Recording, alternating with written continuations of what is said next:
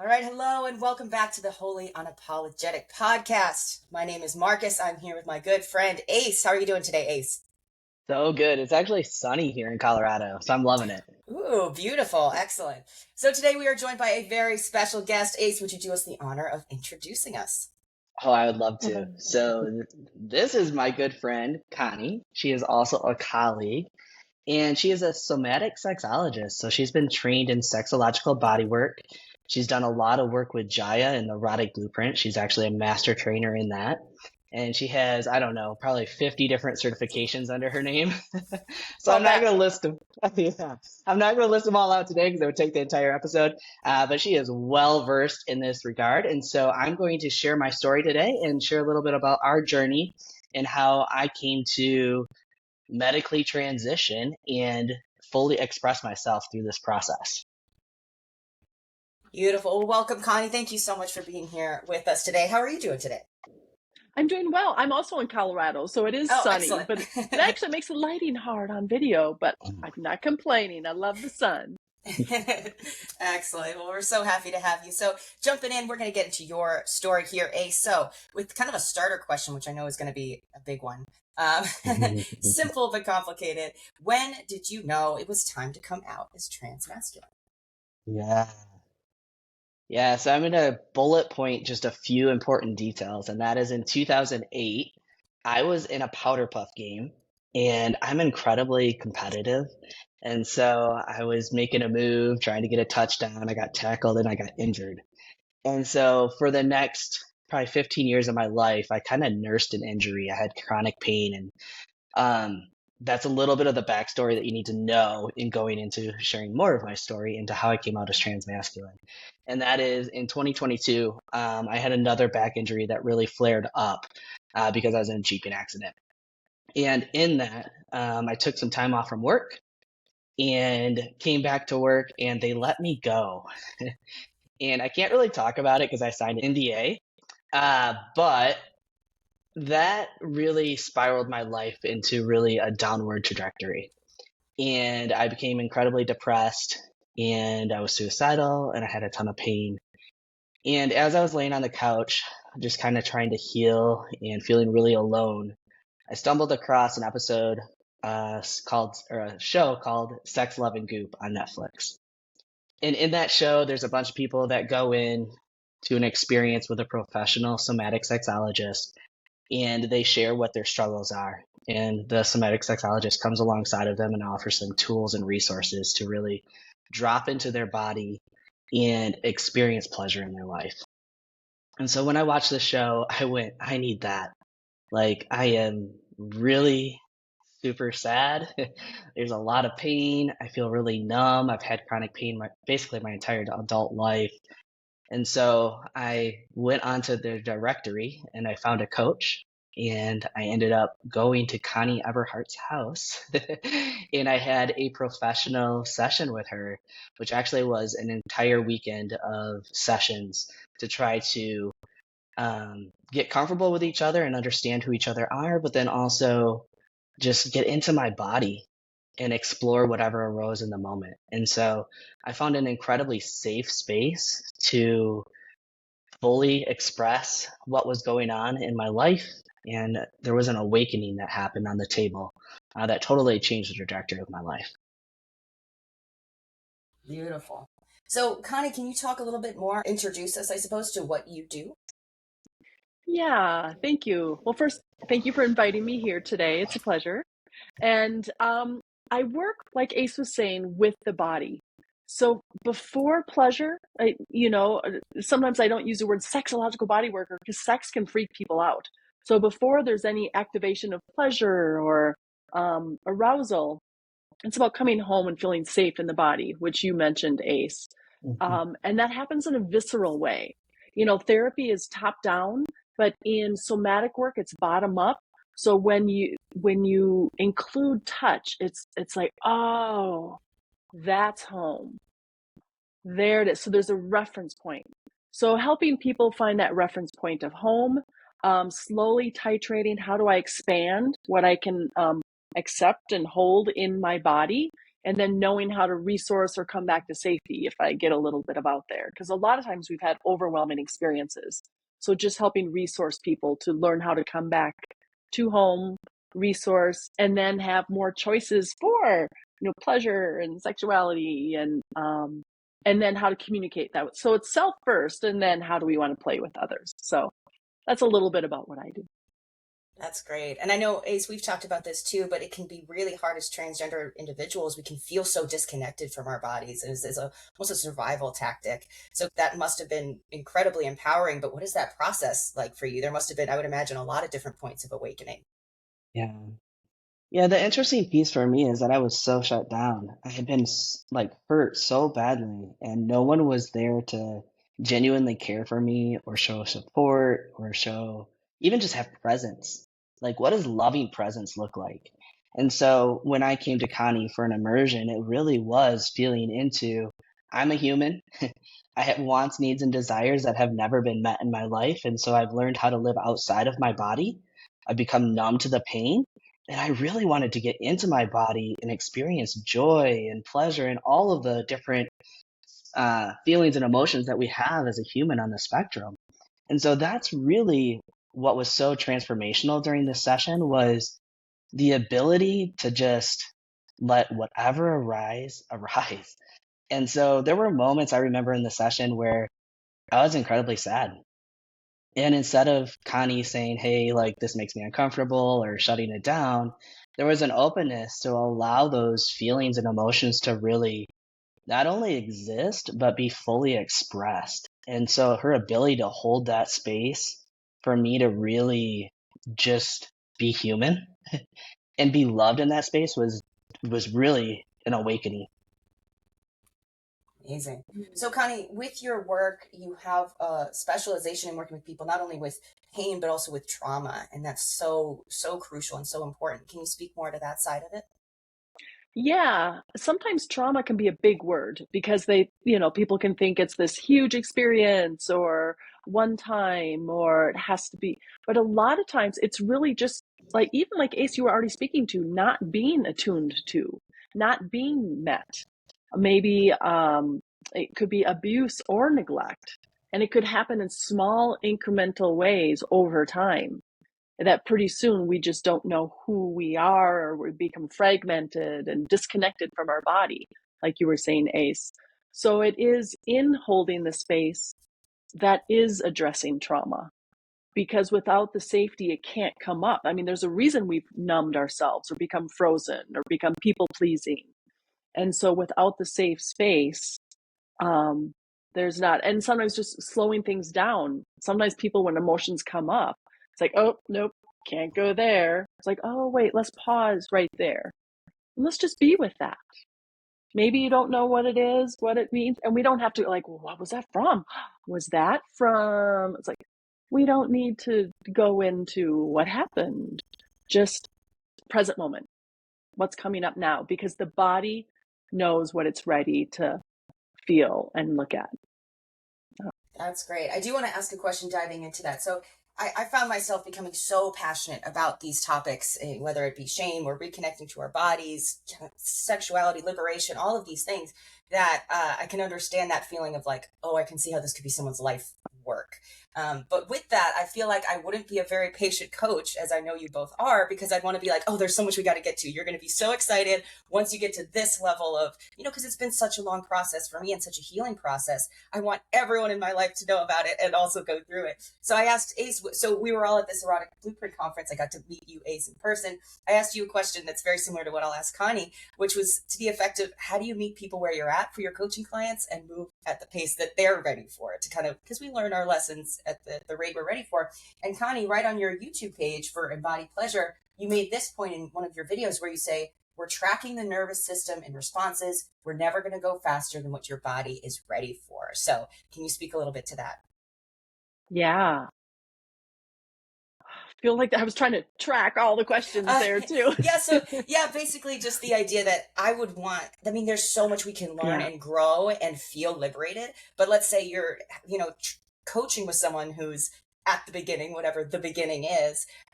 You don't want to rush their process, even though you know that there's so much joy and liberation that comes in these kind of Ye- later points of growth. So how do you kind of work with or have the patience to kind of meet people where you're at, know where they're at, Yeah. to not rush the process so that they can heal at the rate that they're ready to heal? Yeah, thank you.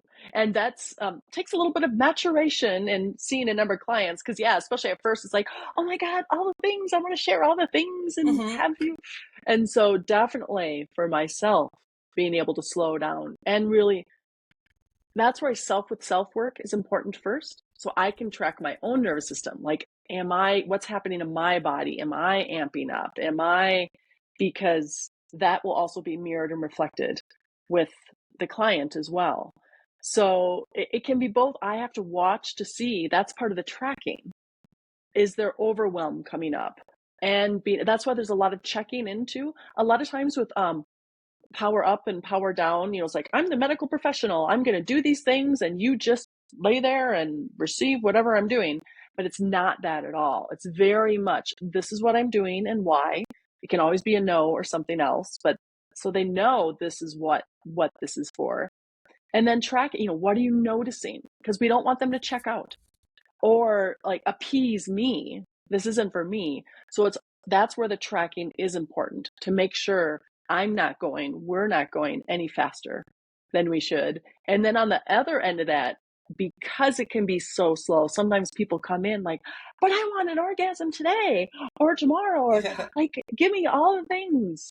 And so, reassuring them that these small pieces, it's valuable. You're doing the work. It's happening.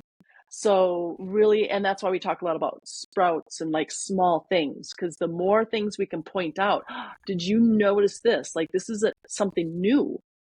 And without recognizing it or really pointing it out, they might just dismiss it and still want that big thing. So it's like, no, this little thing is big and significant. Like, yay, this is awesome.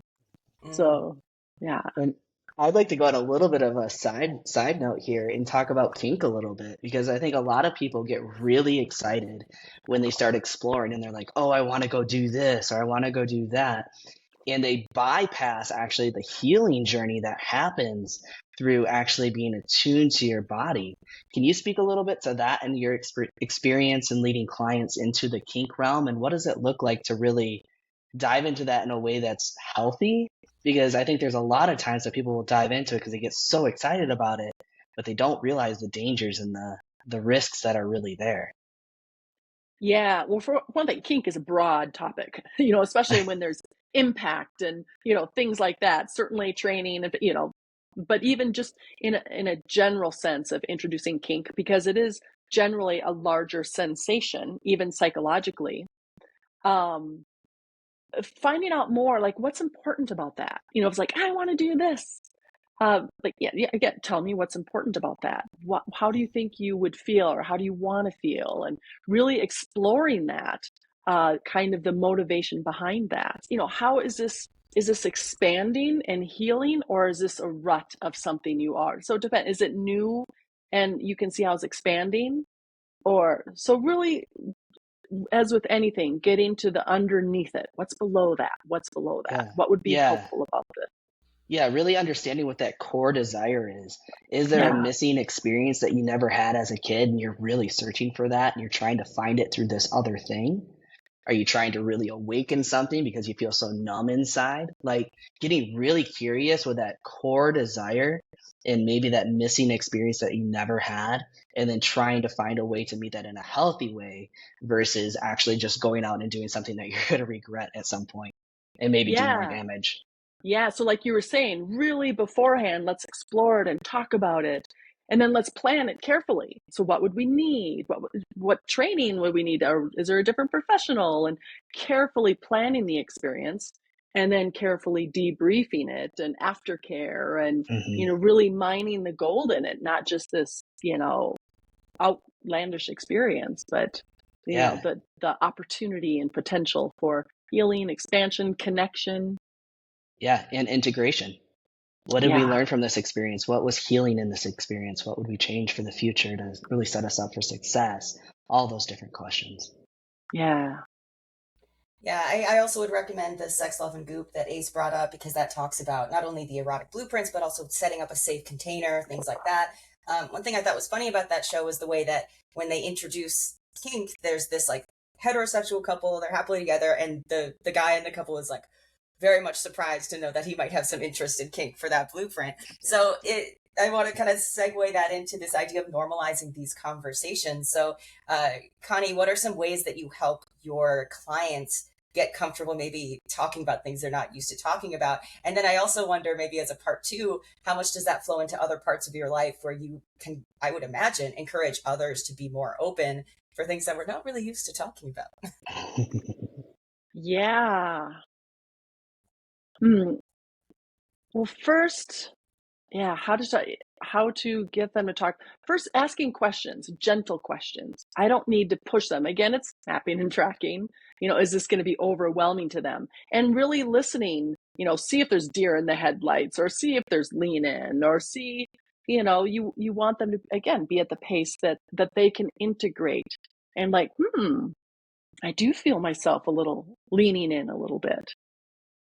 Yeah, and there was a Yeah. question in the beginning too. Yeah, Ayce, maybe you're Well, I was just going to jump in addressing and that. say, I think it's also about curiosity, because a lot of us have these desires inside of us that we may not want to speak about or share with someone else because there's shame or there's a fear of judgment. But allowing ourselves to realize that we're human and we're going to have these desires, and everybody has these desires. And what I think might be totally outlandish and just crazy, in all reality, like if it exists, like, can you allow yourself that space to be like, okay, what about this is intriguing? And can you allow yourself to go into that space and actually explore it with curiosity and say, hey, I might fuck this up, but I'm going to learn something out of this experience. And so giving yourself that permission also to fail has been huge in my journey.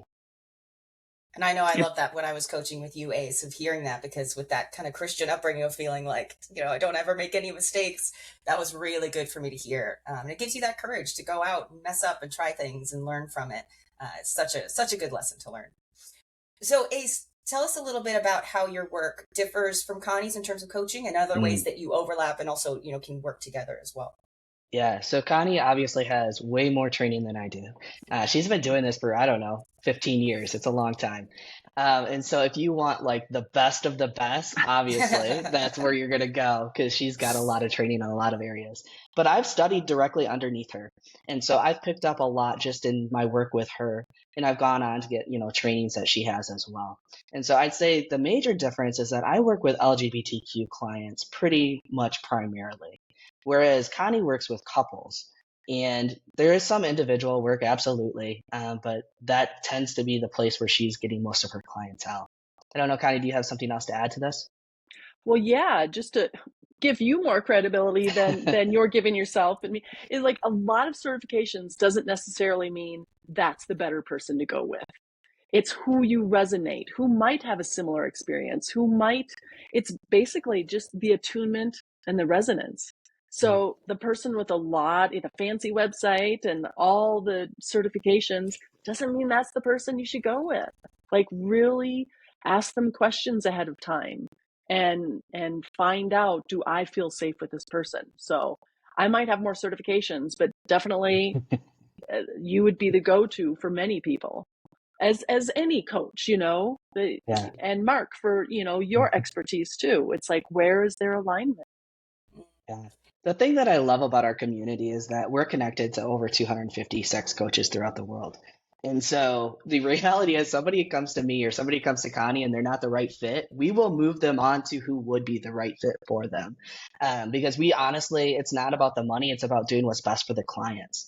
And so I really want to see that life change and transformation. And I know that's something that Connie wants to see as well. And she sees it through her clients on a very, very large scale, which is pretty fun to watch from the outside looking in.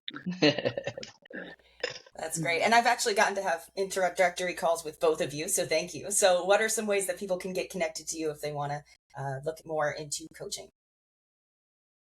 Do you want to go Ace or first, Connie? me? Okay, Yeah. sure. Connie, why don't you go first? What's the best way for people to find you and get connected? Yeah, my website, embodypleasure.org. So it's BODY pleasure.org. And I guess you could look for Embody Pleasure on Instagram, but I'm a little new to that and just starting to really, but hopefully that'll be expanding. So yeah, embodypleasure.org. And there's contact forms there, and that YouTube channel too, Embody Pleasure. Yeah. And they can find me at acekipton.com, or I am very active on social medias, and so they can find me there as well. And of course, you can DM us at our Wholly Unapologetic Instagram page in case you want to ask us any questions or get further connected from there. So thank you so much for your time today, Connie. Is there anything else that either of you would like to add as we wrap up our conversation here? I'd just like to say, if there's anybody that's interested in this, it's an awakening of desire. And so I think a lot of us walk around this world and we're wounded, we're hurt, we're in pain, we're lonely. And what this did for me was it awakened a desire within myself that I don't know if I could have found in any other space. But now I can walk around this world with joy and with a smile on my face that's incredibly authentic. And my relationships have changed drastically in the fact that I'm able to meet people exactly where they're at and love them from that space. So I don't ask people who I come into contact to change for me. I want to meet them exactly where they're at with what's going on in their life and just join them in the journey where they're at right now.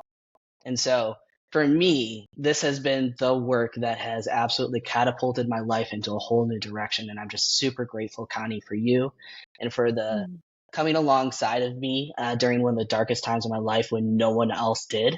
A complete stranger, somebody I didn't know, but I learned probably the most out of just our interactions together. So deep gratitude to you for leaning in. Thank you. Yeah. And just thank you, Ayce. Thank you. I'm receiving that. And also just how amazing you are, always coming back to your body. Like shit continues to happen, and it will for all of us. And you're so good at naming it. Like, oh, I'm out of my body. I need to get back in my body. I need to take some space. I need to take some time. And you know how to do that for yourself. And that's what really makes you the best to be able to show up for others too, is first knowing how to show up for yourself. So yeah. Thank you. Yeah. Beautiful. Thank you both so much. I hope you have a wonderful rest of your day. We'll check in with everyone on the next episode of Wholly Unapologetic. Thank you both. Awesome. Thank you.